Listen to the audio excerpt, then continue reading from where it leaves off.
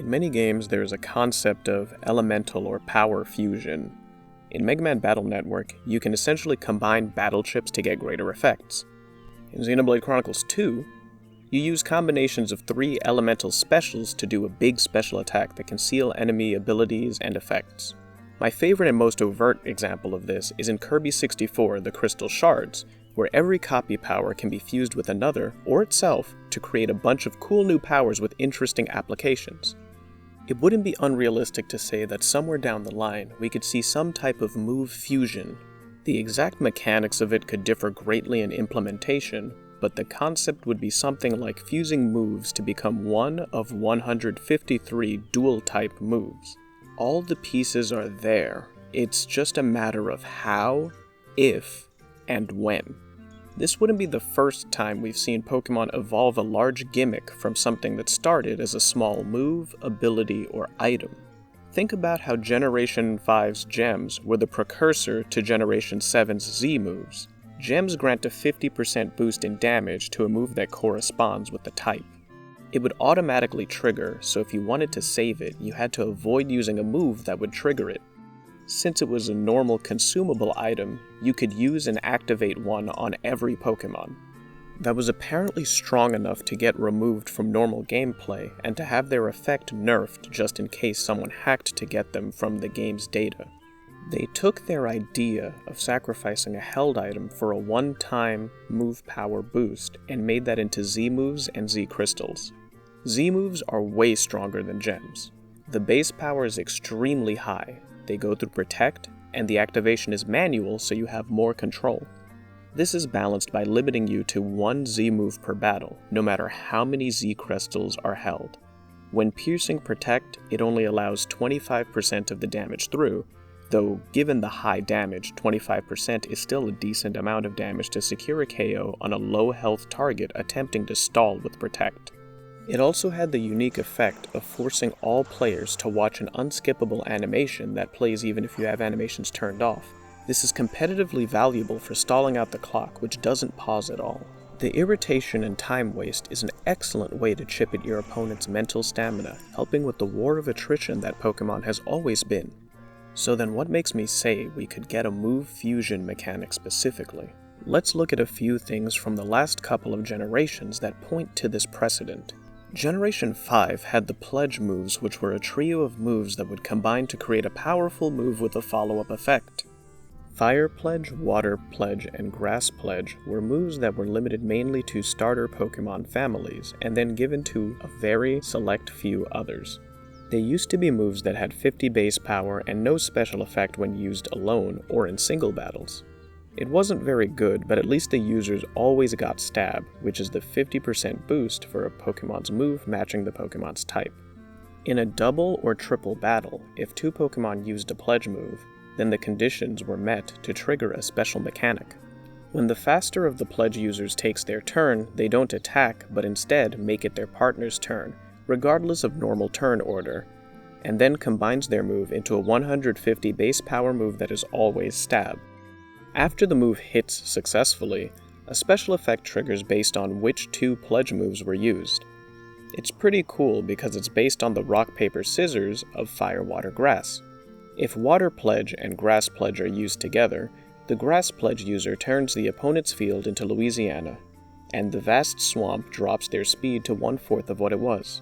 If Grass Pledge and Fire Pledge are used together, the Fire Pledge user creates a Sea of Fire that deals 1/8 of the opponent's max HP every turn for 4 turns to non-fire types.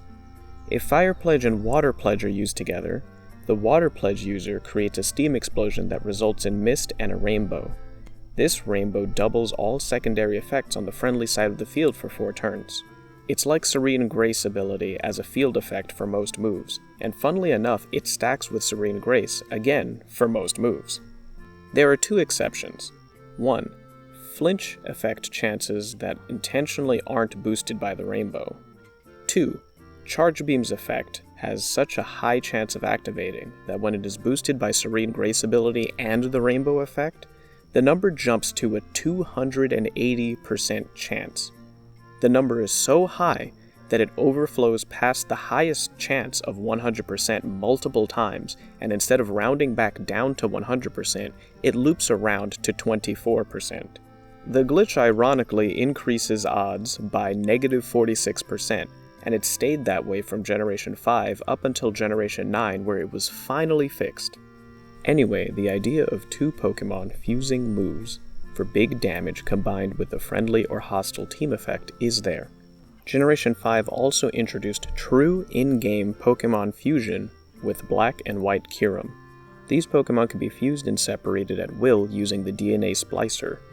I'd like to note that this is different from the Slowpoke family that still cannot be made to fuse or unfuse from Shellder by the player in mainline Pokémon games. There was even potential for Black and White Kyurem's signature moves, Freeze Shock and Ice Burn, to have been dual-type moves that were Ice Electric and Ice Fire. Generation 6 added Flying Press, a move that is just fighting type, but deals both fighting and flying damage at the same time. I should note here that looking back at every move to classify what should be a dual-type move or not is probably too much for the devs. But I wouldn't be surprised if we got new dual-type moves randomly. We've seen this be tinkered with and tested over and over. Generation 7 and 8 added the Z moves and Dynamaxing, which temporarily modifies moves based on the original move's base power and classification. Max moves in particular all grant big team and field effects like stat increases, stat drops, terrains, and weather changes. Generation 9 has introduced the possibility of all Pokémon having the ability to gain a stab boost on any type with the Terastalization Phenomenon. There's other little additions to consider. Moves like Freeze Dry and Salt Cure are special and deal extra damage to some Pokémon whose types usually aren't weak to Ice and Rock, respectively. Pokémon Mystery Dungeon games have had the concept of linking moves in a few of them, though in those games you could link all 4 of the moves together to be used one after another in one turn, and that would be completely broken in casual and competitive play. Overall, there's a lot of inspiration from the past for Game Freak to glean and refine into a proper generational gimmick. A way to try to implement it would be that you select 2 damaging moves, and they combine to form a dual-type special move. The combined move would act like a Z move or a Max move, where the final base power is adjusted based on the original base power of the move. The effect of the move is based on the dual typing, not the moves specifically used to create the special move. There's simply too many moves to create a unique combination for each move. Imagine how much work it took Game Freak to create an effect for every single move, including status moves, turning into a Z move. At least if it's just one effect based on the 2 types combined, it's only 153 combinations. A small amount compared to 1,000 or so Z-move effects, or the exponentially high numbers we get from every possible combination of thousands of moves. As for the effects, it's already pretty strong by default. Normally when trying to switch in, you predict what move the opponent is likeliest to use, then switch accordingly using resistances, immunities, or high stats to get in safely. But now imagine how dangerous it is to switch in with fused dual-type moves, especially if you combine moves to make Bolt Beam, Edgequake, and Spookplex. I think this is strong enough to swing matches, even as a once-per-battle mechanic. You could split the coverage, like in the last example to get perfect neutral coverage, or you could double up on a super effective hit to try and brute force through a wall once. Imagine combining Electric Psychic, Ground Psychic, or Electric Ground to delete Toxapex, or a situation where you use Fire Fighting to bust through a core like Scar and Bliss. It absolutely sounds broken whether it's VGC, Smogon, or in the schoolyard.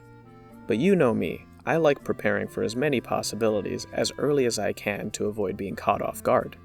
If for some reason that mechanic isn't strong enough, it could trigger effects like Max moves and Pledge moves did. If the attack hits, for example, Water Electric or Water Flying could trigger something like Primordial Sea, and Fire Ground could trigger something like Desolate Land for 5 to 8 turns. What about Ice Electric being super effective on Steel because some metals are chilled as superconductive materials? Fire Rock can create a Magma Storm, or have some effect related to Molten Rock.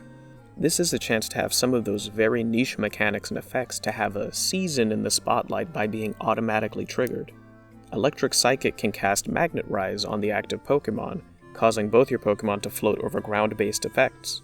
Ground Psychic and Flying Psychic can do something like trigger Gravity or Telekinesis specifically.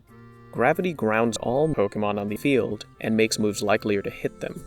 Telekinesis is a move that was Dexited, but when it existed, it caused an opponent to levitate, and made all moves except for one-hit KO moves bypass accuracy checks. Imagine the power of common moves like Rock Slide, Stone Edge, Focus Blast, and Icicle Crash always hitting. Don't be surprised if Zap Cannon and Dynamic Punch explode in popularity, at least in shorter formats like doubles. Look what's happening with one-hit KO moves. Fairy Psychic can do something like trigger Trick Room. I'll admit dropping a massively powerful attack and automatically setting Trick Room could be way too strong, particularly in double battles, especially since it wouldn't have negative priority like Trick Room. Options like Wonder Room and Magic Room are on the table too. Wonder Room swaps the starting defense and special defense of all Pokémon, but stat changes remain on their respective stat. So something like Blissey would become a physical wall, but deleted by Water Gun for 5 turns. Too niche to dedicate a move slot for, but something that could see use when automated, especially if your own Pokémon's defensive stats are pretty even. Magic Room suppresses the effect of normal held items for 5 turns, which could be extremely strong in doubles with the abundance of strategies that make use of consumable items like Weakness Policy and Berries, or passive and protective items like Covert Cloak, Safety Goggles, and Assault Vest. This is just a proof of concept. The main point is that there are a ton of strange move effects that we could pull from to assign all 153 effects that we need. Many of them can come from moves that are not worth the time to waste a move slot on, but might be too strong to automate with an ability that triggers upon switching in. It will be very important to make the dual-type moves single target and require them to hit their target to trigger the effects. It's probably good that some of the really strong effects we used as examples have been limited to Psychic, Ground, and Electric types. It means you can use Dark, Flying, and Ground types in a pinch to negate some of those effects like Automated Trick Room or Magic Room. The way to implement its activation is where I'm stuck. How do we trigger the mechanic? Recently, these massive gimmicks are balanced around a one-time use, one Pokémon use, requiring commitment to a specific held item, or a mix of those limitations. Those limitations make sense, and any of them in tandem could balance the mechanic, but my question is, how do we activate the mechanic and how do we fuse moves? One way of doing it would be to press the fuse button to commit to the fusion mechanic this turn, like you would for Mega Evolution, Z moves, or Dynamaxing. After clicking fuse, clicking the 2 moves you want to fuse, and then bam, it executes. This is nice, but creates an over-reliance on coverage. So many Pokemon have terrible move pools, so this could become a rich get richer, poor get poorer mechanic that overwhelmingly favors Pokemon with good coverage. Whether you limit it with an item or not, there is still a huge disparity based on Pokemon move pools. Another way to do it is to have the limiting item have more commitment. Maybe the held item for the mechanic could be like a Z Crystal, where there is one for every type, and you have to commit to the typing before battle, so the specific typing of the held item combines with their naturally learned moves. That limitation could make it easier to predict. So for example, Flareon has a pretty barren move pool. It has Normal, Poison, Fire, Ground, Steel, Dark, Grass, Ghost, and Fighting coverage. That's when we factor in both special and physical moves, by the way. Its coverage gets worse if we focus on the much better physical stat. A Flareon now gets access to 1, and only 1, extra type it normally doesn't have access to. In this example, Flareon can get access to Ice or Electricity to make an Ice-Fire move or an Electric Ghost move, but there are some pairings it will never get access to, like an Ice-Electric or a Water Dragon move. It can only get 1 typing outside of its normal coverage. This could also help make the mechanic more predictable in a format with team sheets, just like how it's been helpful in VGC to know what Terra types the opponent has committed to. In this scenario, the disparity for coverage is fairer, but unfortunately not by much because coverage is still king in this prospective meta. The last way to do it would be to have it work like pledge moves, whether that's committing to a pledge for every type, or requiring 2 Pokemon on the field to convert their normal moves together to do the super move. Unfortunately, that would limit it to double battles and triple battles. Even though the main official competitive format is doubles, I can't imagine Game Freak designing a generational mechanic that you can't really use for most of a playthrough. It could only function in a game like Pokémon Colosseum or Pokémon XD, where games had the single-player experience mainly balanced around double battles. As for restrictions, who has to hold the gimmick's item? Should it act like pledges in terms of execution and turn order? I'm not really sure of the finer implementation details. This might be why Game Freak hasn't added it to any game yet. It sounds like a cop-out, but I'm not sure how to do it, and I didn't want to store this video away until I figured out how to implement it either. This dual-type move mechanic sounds beyond broken on paper from being essentially a dual-type Z move. Adding in the 153 combinations of special effects is a whole other layer of benefits to a strong mechanic. So I'm asking you all, what are your thoughts? What kinds of strategies do you think you would try? How would you implement this into the game? What should be the activation requirement? Do you think Game Freak would drop a wild mechanic like this? Tell me in the comments, because we're at an impasse right now. As always, going down the Pokemon rabbit hole has given me a ton of other video ideas. I'm finishing up a follow-up to this video where I try to propose an effect idea for each of the 153 dual-type move combos, so look forward to that. That's all I've got. Thanks for watching, stay flexible and experimental. Bye everyone.